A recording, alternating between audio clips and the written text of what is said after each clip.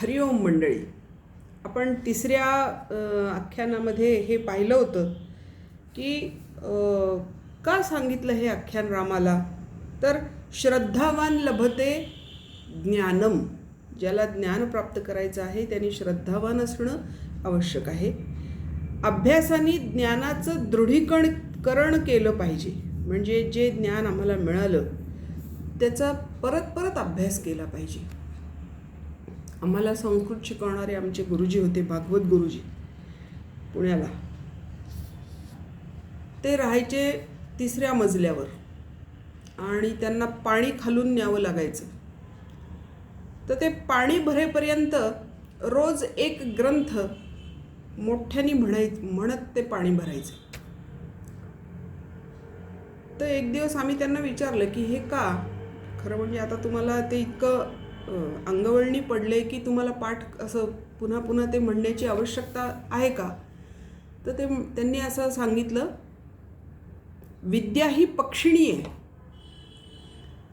तिला जर पकडून ठेवलं नाही तर ती उडून जाते. म्हणजे काही दिवस तुमच्याजवळ राहते आणि नंतर उडून जाते. म्हणून तिला अभ्यासाची गरज आहे, तिला दृढीकरणाची गरज आहे.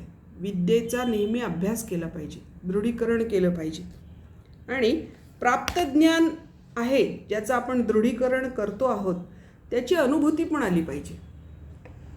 अनुभूती आली म्हणजे ते ज्ञान दृढ होतं. हे सांगण्यासाठी तिसरं आख्यान आपण पाहिलं, ते होतं शुक उपाख्यान. आज आपण चौथ्या आख्यानाकडे वळणार आहोत. आकाशज ब्राह्मण उपाख्यान असं त्या आख्यानाचं नाव आहे. आकाशज ब्राह्मण उपाख्यान हे उत्पत्ती प्रकरणामध्ये म्हणजे तिसऱ्या प्रकरणामध्ये दुसऱ्या सर्गामध्ये आलेलं आख्यान आहे. हे कुणासाठी आहे? तर अर्थातच रामासाठी आहे. रामाला हे समजावून सांगायचं आहे की जोपर्यंत भौतिक देहालाच आत्मा समजतात लोक, तोपर्यंत ते अज्ञानीच असतात. त्यामुळे मृत्यू त्यांचा घास घेत असतो. तत्वज्ञानी लोकांना मृत्यू कधी मारत नाही. मरण कुणाचं होतं? जे देहभावामध्येच राहतात. हा देह माझा, मी सुंदर आहे म्हणजे माझा देह सुंदर आहे, मला अमुक एक गोष्ट हवी म्हणजे ती माझ्या देहाला हवी, अशा भावामध्ये जे लोक जगतात त्यांनी अज्ञानी असं म्हटलेलं आहे. आणि हा अज्ञानी माणूस मृत्यूचा घास होतो म्हणजे त्याला मृत्यू येतो. पण ज्ञानी माणसाचं काय होतं? तर तो समाधी अवस्थेत जातो. तो समाधी घेतो आणि तिथून तो आपल्या मर्जीनं देहपात करतो म्हणजे देह सोडून देतो. तिथे देहाचा मृत्यू होत नाही, तर देह सोडून दिला जातो. जसं एखादं जुनं वस्त्र काढून टाकावं तसा तो देह तो काढून टाकतो आणि नवीन देह धारण करायचा किंवा नाही करायचा हे त्याची मर्जी असते. या संदर्भात मला एक अगदी अलीकडचं उदाहरण आठवलं. बिहार स्कूल ऑफ योगा इथले सर्वेसर्वा जे होते ते स्वामी सत्यानंद सरस्वती यांनी त्यांच्या ग्रंथातही ग्रथित करून ठेवलं आहे की हम बताएंगे मरा कैसे जाता है. आणि म्हणजे त्याला मृत्यू म्हणायचं की नाही हे तुम्ही ठरवा, पण माणसानी देह सोडताना कसं राहिलं पाहिजे, कसा देह सोडला पाहिजे हे आम्ही दाखवून देऊ असं त्यांनी ग्रथित केलं आणि त्याप्रमाणे करूनही दाखवलं. समाधी कशी घ्यावी ह्याचं अगदी प्रॅक्टिकल करून दाखवलं. फार दूरची गोष्ट नाही, 1998-99च्या दरम्यानची गोष्ट, अगदी अलीकडची गोष्ट आहे ही. आणि तर सांगण्याचं तात्पर्य हे की तत्वज्ञानी लोक जे असतात ते मृत्यूचा घास होत नाहीत. मृत्यू त्यांना ओढून नेऊ शकत नाही, ओढून नेत नाही, कारण मृत्यूची तिथपर्यंत पोहोचण्याची ताकदच नसते. हे सांगण्यासाठी हे आकाशज उपाख्यान आहे की ज्ञानी लोकांना मृत्यू स्पर्श करू शकत नाही. एक लक्षात घ्या, या आख्यानापासून आता पुढची जी आख्यानं आहेत तर खरोखरच ज्यांना थोडीशी जिज्ञासा आहे किंवा काहीतरी तत्त्व जाणून घेण्याची इच्छा आहे त्या श्रोत्यांना एक विनंती आहे की त्यांनी एक छोटासं काही कागद पेन्सिल म्हणा, एखादी छोटी वही आणि पेन सोबत घेऊन बसावं. त्याचं कारण इथून पुढे एकेका छोट्या छोट्या तत्वामध्ये आपण शिरणार आहोत आणि अगदी सोप्या पद्धतीने वसिष्ठांनी त्याचं कसं छान विवेचन केलेलं आहे ते बघत जाणार आहोत. तर या आकाशज ब्राह्मण उपाख्यानामध्ये कोणतं तत्त्व सांगितलं आहे तर आत्मज्ञान नसणारे अज्ञानी लोक हे मृत्यूचा घास होतात आणि जे ज्ञानी असतात त्यांना मृत्यू स्पर्श करू शकत नाही हे सांगण्यासाठी हे आख्यान आलेलं आहे. आता प्रत्यक्ष आख्यान काय आहे ते आधी बघू आणि मग पुढे जाऊ. उत्पत्ती प्रकरणाच्या 2ऱ्या सर्गामध्ये वसिष्ठांनी हे सांगितलंय. काय म्हणतात ते? अस्ति हि आकाशजो नाम द्विजः परमधार्मिकः. परमधार्मिक असा आकाशातूनच जन्मलेला, त्याचा जन्म कुठे झाला? आकाशातून झाला. असा एक द्विज होता म्हणून त्याचं नाव आकाशज. आकाशात जन्मलेला, आकाशापासून जन्मलेला असा तो ब्राह्मण होता. ध्यानैक निष्ठा, ध्यानामध्ये त्याची संपूर्ण निष्ठा. सततम प्रजानांच हिते रतः, आणि कायम प्रजेच्या कल्याणामध्ये रमणारा असा तो ब्राह्मण होता. सहा चिरंजीवती यदा, जेव्हा तो चिरंजीव झाला तेव्हा मृत्यू अचिंतयत, मृत्यूनी विचार केला. काय विचार केला? सर्वाणि एव क्रमेण अहम भूतानि अद्मी, मी संपूर्ण भूतमात्रांना क्रमाक्रमाने खाऊन टाकलंय किंवा खातो, नष्ट करतो. किल अक्षय, हा कसा काय अक्षय राहिला? याला कसं मी खाल्लं नाही, याला कसं मी गिळून टाकलं नाही, हा कसा माझा घास झाला नाही, मृत्यूचा घास का झाला नाही हा, असा त्याने विचार केला. एक नाम आकाशजम विप्र न कस्मात अभक्षयाम्यहम, या एकट्याच आकाशज नावाच्या ब्राह्मणाला मी कसं काय खाऊ शकलो नाही? का नाही खाऊ शकलो? अत्र मे कुंठिता शक्तीही, या आकाशज ब्राह्मणासमोर माझी सगळी शक्ती कुंठित झाली आहे. आणि त्याला छान त्यांनी दृष्टांत दिलाय. कशी कुंठित झाली आहे? खड्गधारा इव उपले, उपल म्हणजे दगड, खडक. खडकावर जशी तलवारीची धार असमर्थ होते त्याप्रमाणे या ब्राह्मणाच्या बाबतीत माझी सगळी शक्ती कुंठित झालेली आहे. पण असा एक नियम आहे की कोणताही सामर्थ्य संपन्न माणूस आपलं काम करत असताना ते पूर्ण होण्यासाठी पराकाष्ठेचा प्रयत्न करतो. मृत्यूला काम काय दिलंय? सगळ्यांना खाऊन टाकायचं हे काम दिलंय. अज्ञ लोकांना नष्ट करायचं किंवा खाऊन टाकायचं काम दिलेलं आहे. आणि तो सामर्थ्य संपन्न आहे. मृत्यू हा अत्यंत समर्थ आहे. तो त्याचं काम वेळच्या वेळी करतो. ज्याला जेव्हा मृत्यू द्यायचा असेल तेव्हा तो देतोच. त्याच्या तावडीतून कोणी सुटू शकत नाही. त्यामुळे हा सामर्थ्य संपन्न आहे आणि त्याच्यामुळे तो त्या आकाशज ब्राह्मणाला मारण्याचा यथाशक्ती प्रयत्न करतो आहे. कसं का होईना हे माझं काम आहे ह्याला खाणं, आणि मी आता ह्याला कोणते येन केन प्रकारेनं ह्याला मी खाणार, घास करणार. पुन्हा पुन्हा प्रयत्न करतो परंतु तो असमर्थ होतो. शेवटी एक दिवस तो मृत्यू निर्धार करतो की आज मी याला संपवणार, असं म्हणून तो त्या आकाशज ब्राह्मणाच्या कुटीमध्ये प्रवेश करतो. मात्र त्यांनी प्रवेश केल्याबरोबर अग्नी त्या आकाशज ब्राह्मणाच्या रक्षणार्थ या मृत्यूला गिळू पाहतो. अग्नी त्याला जाळत सुटतो. परंतु हा समर्थ आहे, याला त्या ब्राह्मणाला कसंही करून खायचंच आहे. त्याच्यामुळे तो त्या अत्यंत जाळून पळून टाकणाऱ्या अग्नीला दूर सारत तिथे आतमध्ये पोहोचतो, ब्राह्मणाजवळ जातो. आणि आता ब्राह्मणाला पकडायचं म्हणून पहिल्यांदा 2 हात, मग 4 हात, मग त्याला हजारो हात आहेत, ते सगळे सहस्र हात त्याचे पसरवतो. परंतु एकही हात त्या आकाशाच्या ब्राह्मणापर्यंत पोहोचू शकत नाही. त्याचे हात तिथपर्यंत पोहोचू शकत नाहीत, त्याला स्पर्श करू शकत नाहीत. मग मात्र तो हतबल होतो, सगळे प्रयत्न त्याचे खुंटतात आणि तो यमाकडे येतो. कारण यमानी त्याला काम दिलं आहे ना, तू हे काम करायचं आहेस, या सगळ्या भूतमात्रांना संपवण्याचं काम तुला दिलेलं आहे, तर ते काम तू करायचं आहे. मग जेव्हा तो पाहतो की मी आता हतबल झालो आहे, तेव्हा तो पुन्हा यमाकडे येतो आणि यमाला कारण विचारतो की मी इतर सगळ्यांना खाऊ शकतो, मी समर्थ आहे, पण मी या ब्राह्मणाला का नाही खाऊ शकत?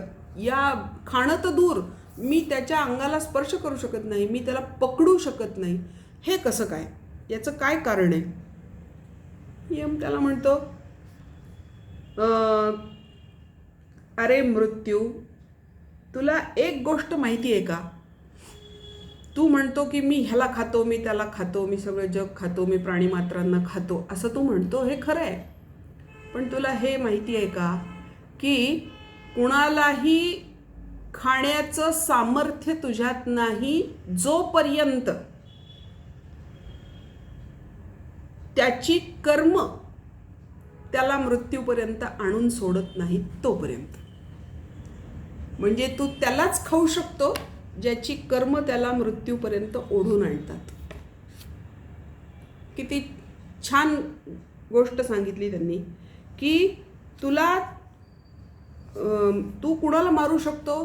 तर ज्यांचं कर्म हे मृत्यूपर्यंत त्याला नेण्यासाठी, त्याच्या कर्माची फळं त्याला मृत्यूपर्यंत नेण्यासाठी समर्थ आहेत, अशांनाच तू मारू शकतो.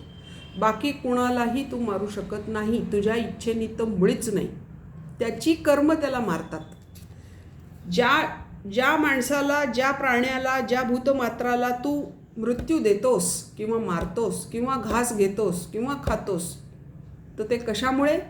त्यांची कर्म ते तुझ्यापर्यंत त्याला आणून सोडतात. म्हणून जर त्याची कर्म तशी नसतील तर तू तिथपर्यंत पोहोचू शकत नाही, हे लक्षात घे. म्हणून आता काय कर? तस्मात, म्हणून एतस्य विप्रस्य मारणीयस्य, ज्याला तुला मारायचं आहे, अशा या विप्राच्या, अशा या ब्राह्मणाच्या प्रयत्नपूर्वक काय कर? कर्माणि अन्विष्य, त्याची अशी कोणती कर्म आहेत ती शोध. तेषां त्वं सहाय्येन एनम अत्स्यसि, त्या कर्मांच्या मदतीनेच तू याला खाऊ शकतोस. अद म्हणजे खाणे, अत्स्यसि म्हणजे खाऊ शकशील. तुला जर त्याला खायचं असेल तर अत्यंत प्रयत्नपूर्वक तू त्याची अशी कर्म शोध की ज्या कर्मांमुळे तू त्याच्यापर्यंत पोहोचू शकशील आणि त्याला खाऊ शकशील. मग मृत्यूच्या डोक्यात प्रकाश पडतो की अरे हो, कर्माची फळं असल्याशिवाय मी काही तिथपर्यंत पोहोचू शकणार नाही. आणि मग तो तिथून निघतो आणि संपूर्ण विश्वामध्ये, जळी, स्थळी, काष्ठी, पाषाणी, समुद्रामध्ये, वाळवंटामध्ये, पर्वतांवर, द्वीपांमध्ये, अरण्यांमध्ये सगळी उलथापालथ करून, खोदून खादून सगळं करून पाहतो, पण त्याला कुठेही ब्राह्मणाचं असं कर्म सापडत नाही की ज्या कर्मामुळे तो त्या ब्राह्मणापर्यंत पोहोचू शकेल. तो पुन्हा यमाकडे येतो आणि तो यमाला तेच सांगतो की बाबा रे, मी सगळं शोधलं पण मला कुठेही सापडलं नाही, तू एक माझी मदत कर ना, याची कर्म आहेत कुठे ते सांग, म्हणजे मला शोधायची गरज नाही. त्यांनी ती कर्म कुठे आहेत, त्याची ती कर्मफळं नेमकी कुठे सापडतील ते ठिकाण मला सांग, म्हणजे मग मी त्याला बघतो काय करायचं ते. आणि मग यम त्याला हसून सांगतो की काय आहे, हा आकाशातून निर्माण झालेला आहे. आकाश कसं आहे? तर आकाश विभू आहे, निराकार आहे, विमल आहे, निर्विकार आहे, त्याच्यात कोणताही विकार निर्माण होत नाही आणि आकाश कुठलंही कर्म करत नाही. आकाश स्वतः कुठलंही कर्म करत नाही. आकाशामध्ये अनेक कर्म घडतात, परंतु आकाश स्वतः निर्विकार आहे. त्याच्यात कुठलंही कर्म घडत नाही आणि त्या आकाशापासून याचा जन्म झालेला आहे. मग हा कसा असेल? हा पण वडिलांसारखाच असेल ना. याचंही काही कर्म नाही, याला काही विकार नाही. हा विमल आहे, हा विभू आहे, म्हणजे सर्वत्र व्यापलेला आहे. याला संचित नाही, प्रारब्ध नाही, क्रियमाण नाही.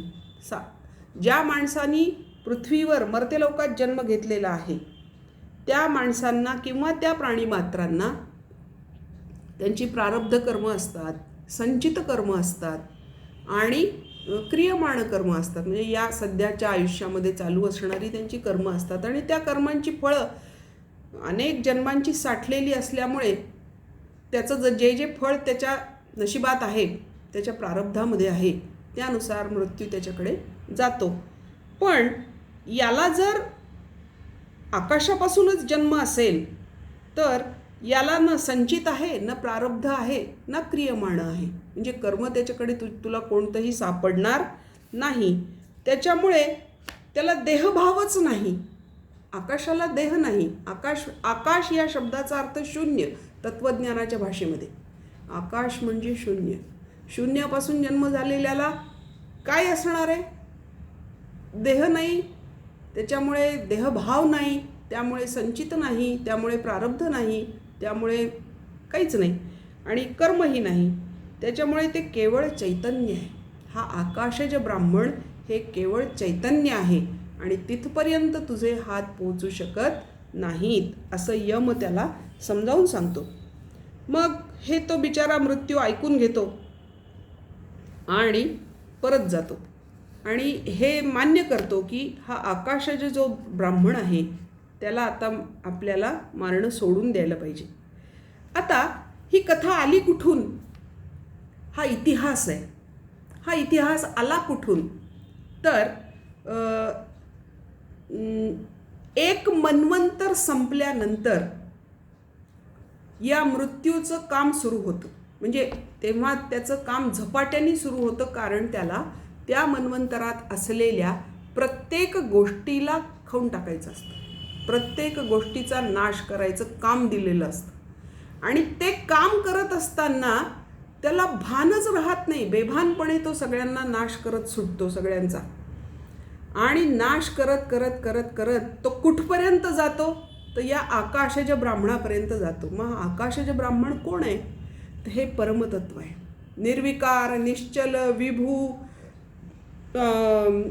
कर्महीन असं जे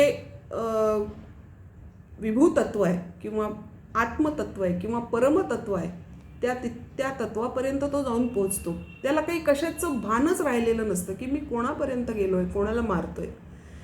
आणि जे स्वतः व्याप्त आहे, मृत्यूमध्ये पण व्याप्त आहे, ते त्याला कसं पकडीत येणार? आणि म्हणून त्याला हे कळत नाही की मी काय करतो आहे. तो भानावरच नाही आहे. सगळ्या जगाचा नाश करत करत करत तो डायरेक्ट परमतत्वापर्यंत पोहोचला आणि परमतत्वालाही गिळू पाहू लागला. आणि मग यमानी त्याला भानावर आणलं की अरे तू जातोयस कुठे, पकडतोयस कुणाला, कुणाचं कर्म शोधतोयस? ते तर परमतत्व आहे, त्याला तू कसा मारशील? मग यमानी मृत्यूला हे सगळं सांगून दिल्यानंतर मृत्यूच्या मनात हा प्रश्न निर्माण होतो की अरे हे जर यमाला सगळं माहिती होतं तर त्यांनी मला 10 दिशा का फिरवल्या? त्याचं कर्म शोधायला का फिरवलं? तर मृत्यू हा समर्थ असला, मृत्यू हा यमानी नियोजित केलेलं काम करणारा असला, मोठ्या पदावरचा असला, तरीही त्यांनी परमतत्वावर हल्ला करण्याचा गुन्हा केला. त्या गुन्ह्याची शिक्षा म्हणून त्याला यमानी 10 दिशा फिरवलं.